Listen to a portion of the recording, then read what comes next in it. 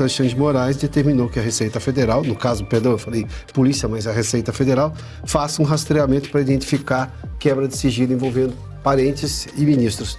Quer dizer, de novo, não tem motivação, não tem transparência, não tem exatamente previsão legal para essas coisas. Vai estar usando o poder. Isso é abuso de poder. O nome disso é improbidade administrativa. Não é apenas uma propaganda eleitoral antecipada. Não. Isso tudo foi custeado com dinheiro público. O verdadeiro motivo jurídico que será a cassação desse indivíduo e sua ineligibilidade por 12 anos. Olá pessoal, sejam bem-vindos. O meu nome é Bruno. Se você gosta e apoia o nosso conteúdo, então deixa o seu like e inscreva-se no canal.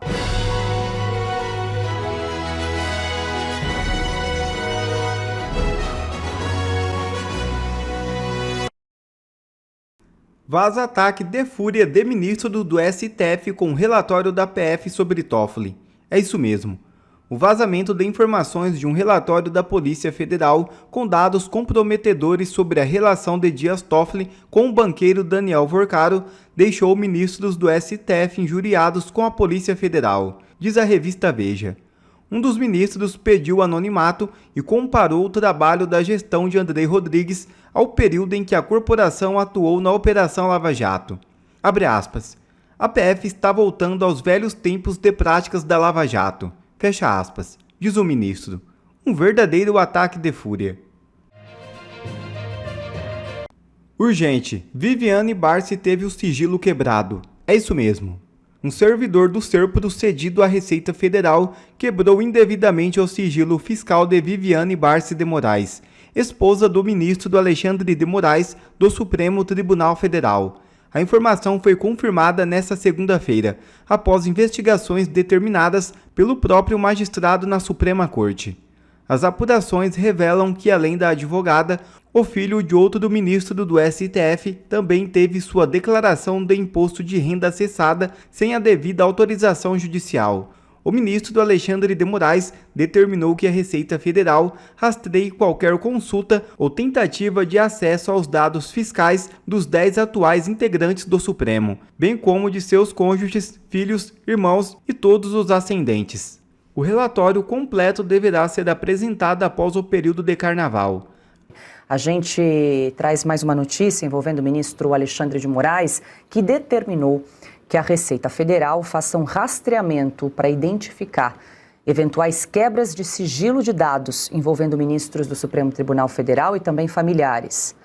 A verificação atinge cerca de 100 pessoas, entre pais, filhos, irmãos e cônjuges dos integrantes da Corte.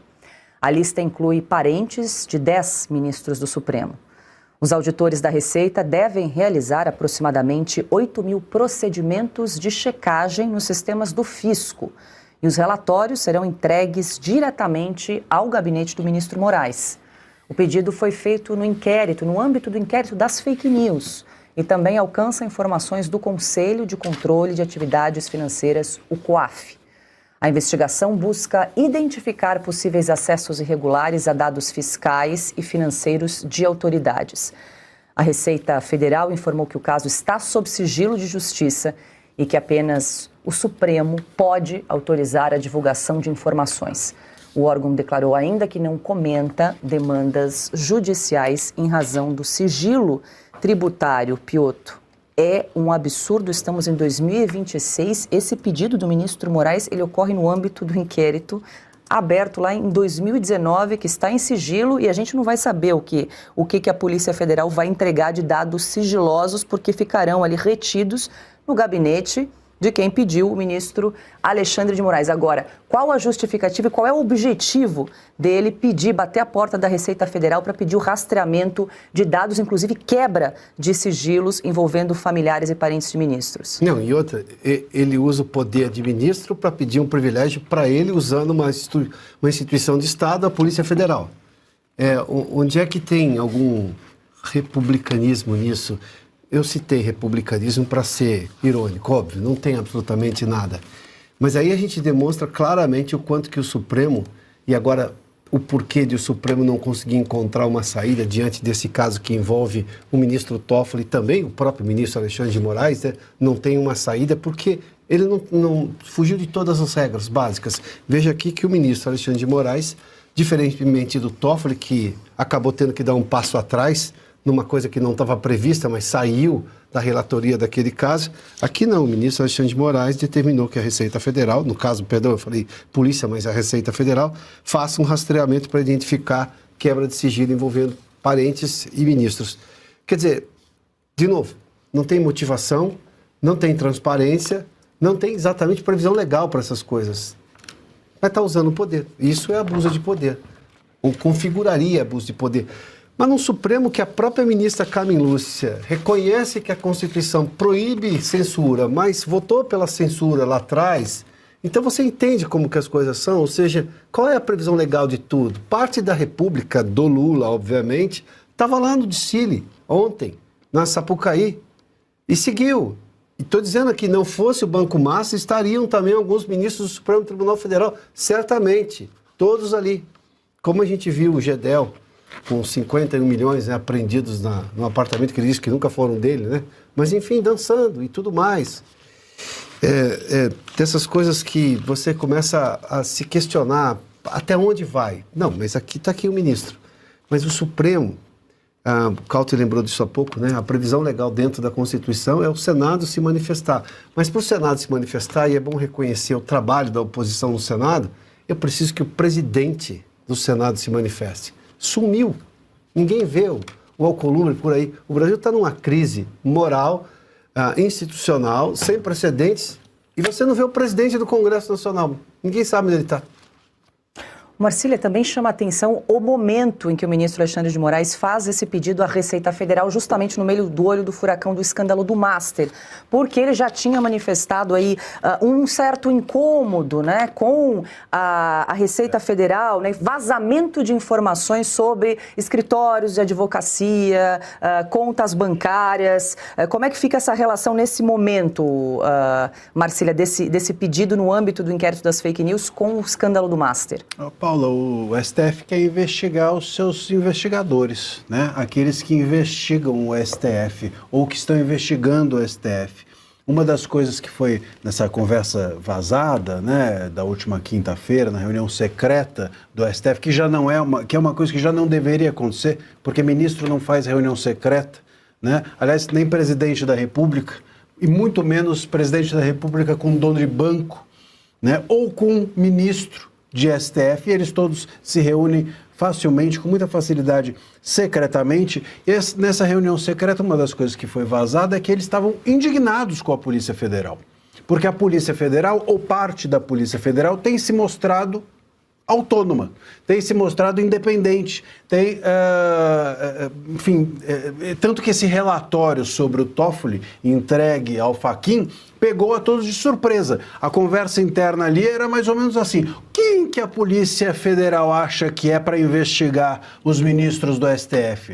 Isso, primeiro, vem de uma casta ali de ministros que acha que está acima de tudo e todos. Nós vimos aí. Eles têm empresa para cá, empresa para lá, Grupo Gilmar Mendes, né? Grupo Toffoli, eles têm um SA, né? São empresários. Sim. O STF passou a se tornar um trampolim para o empreendimento pessoal de cada um dos ministros. O STF não é mais um lugar de chegada dos ministros. Antigamente, você tinha os ministros chegavam no STF e falavam: bom, agora a minha ambição aqui, eu cheguei no teto, no máximo da carreira. Lá não. Eles usam o STF como bico para fazer negócio. Eu vou ficar aqui no STF enquanto eu consigo construir a minha carreira, a minha ambição financeira, a minha ambição profissional. Usam aquilo como um balcão de negócios para dar vazão à própria ambição. E aí, nesse lugar, claro, eles ficam indignados com uma Polícia Federal que, enfim, com algum pingo de autonomia que lhes restou, começa a investigar esses negócios escusos desses ministros ou de parte deles. Então é contra essa Polícia Federal que esse inquérito, esse malfadado, esse famigerado inquérito das fake news de 2019, o 4781, permanece aberto até hoje, para poder eles cometerem terem esse tipo de abuso completo de poder. E mais, o Moraes, vamos nos recordar, não faz alguns meses só, ele abriu um inquérito para investigar a Receita Federal. Abriu um inquérito para investigar o COAF. E por quê? Porque a suspeita é de que justamente haveria vazamentos. O Marcília, me permita, aí, lembrando o ministro Maurício Correia, decisão judicial ilegal não se cumpre, a Receita deveria dizer, mas escuta, você está pedindo para eu quebrar sigilo por uma investigação que te interessa? Eu precisaria de, no mínimo, um outro juiz de uma outra corte completamente independente decidindo que isso aqui deveria ser quebrado. Não, ele pede para quebrar, usa o poder dele de ministro para mandar quebrar um negócio que interessa a ele próprio, ou seja, a Receita Federal devia dizer, não vou cumprir isso porque é ilegal. Claro. E é para isso que nós damos aos funcionários públicos, nós, enquanto Estado, a possibilidade de que eles não sejam demitidos e etc. Todos os benefícios... Estabilidade. Inamovibilidade. Exatamente. Eles não podem ser movidos de um lugar para o outro, eles não podem ser mandados embora e etc. Para quê? Essa estabilidade toda é para que eles enfrentem os abusos que, não que nós... O cidadão comum comete, mas que autoridades como essas cometem. Então é preciso que haja resistência, porque nós temos hoje um STF completamente sem freios. É caso de abuso de poder. Isso aqui. Total abuso de poder. Eles se sentiram confortáveis para se tornar empresários. Pô, como é que a gente não vai... Se a gente não tiver se a Polícia Federal for contida no pingo de autonomia que lhe resta...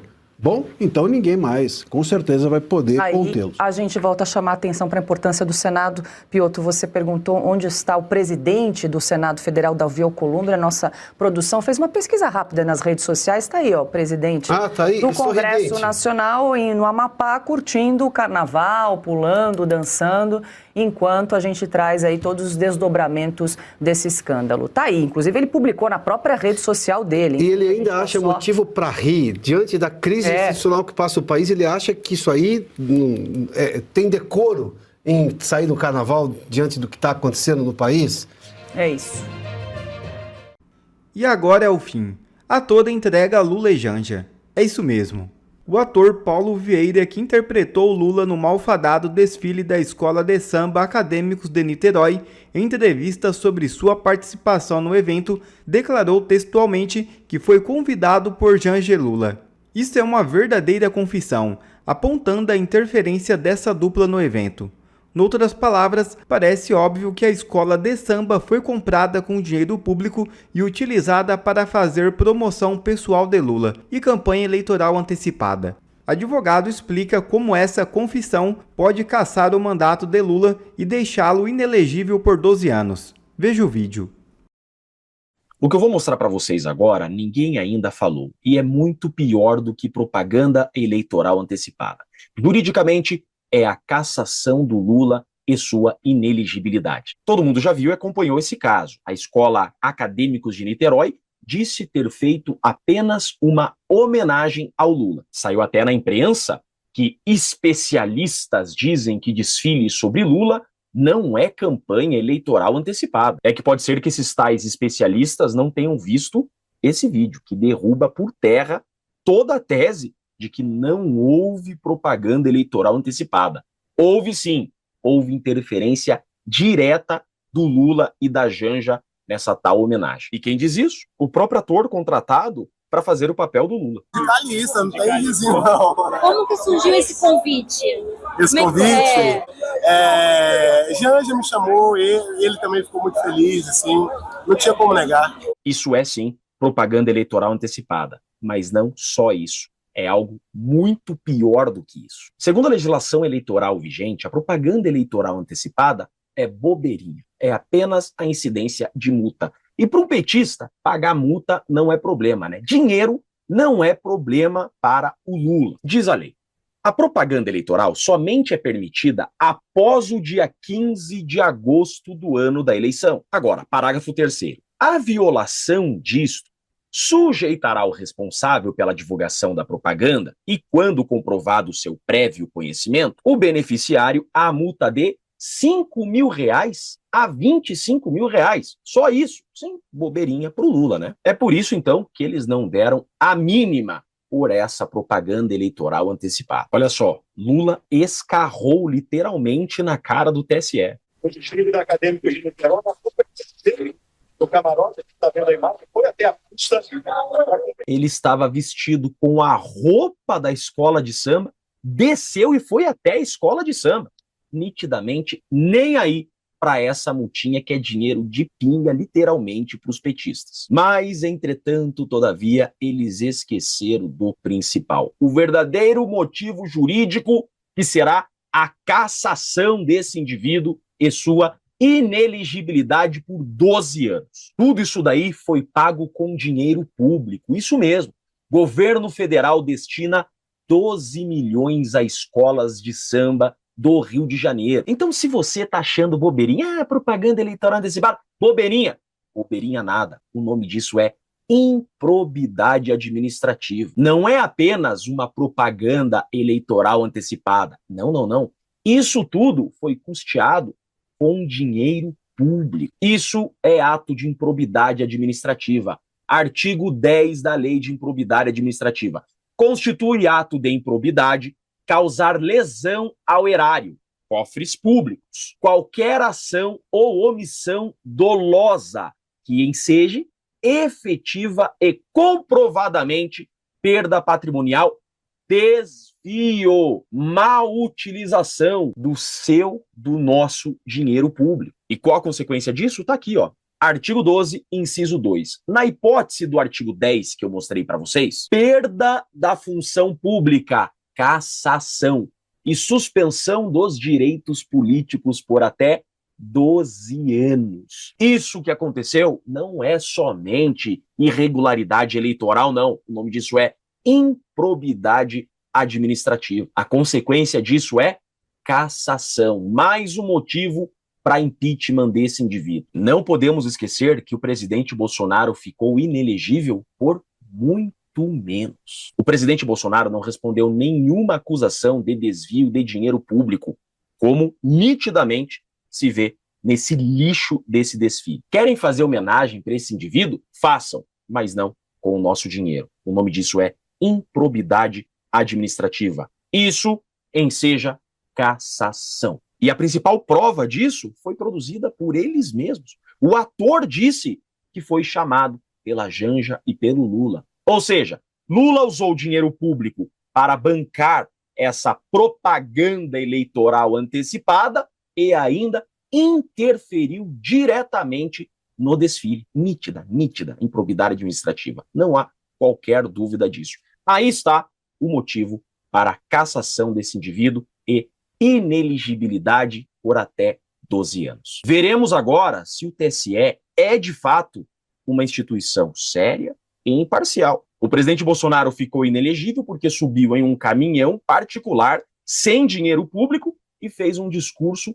no 7 de setembro. Eu quero ver agora a tal da igualdade. Veremos agora se temos de fato justiça no Brasil. Eu sou Jeffrey Chiquini, eu sou advogado, e se você também quer a cassação e inelegibilidade do Lula, curta e compartilhe esse vídeo. Um grande e forte abraço a todos.